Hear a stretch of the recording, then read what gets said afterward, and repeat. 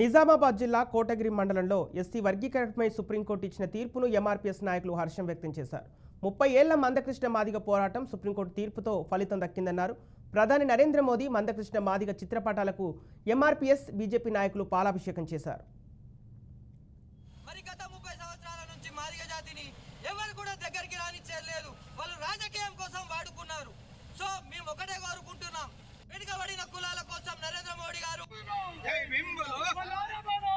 సంవత్సరాల నుండి చేస్తున్నటువంటి ఈ ఉద్యమాన్ని మరి నిన్నటితో ముగింపు అయినది కాబట్టి ఏదైతే ఏబిసిడి వర్గీకరణ అయిందో మరి దాని ఫలితాలు అందరూ పొందుతూ మరి అందరూ చదువుకొని ముందుకు సాగుతారని ఆశిస్తూ ఉన్నాము.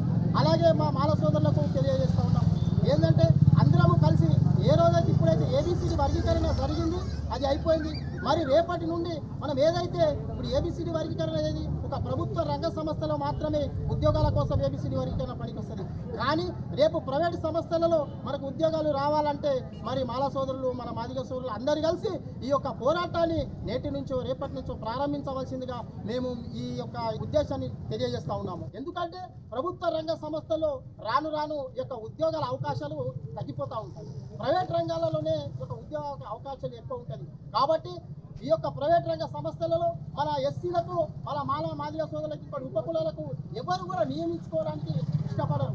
అందుకని రేపటి రోజు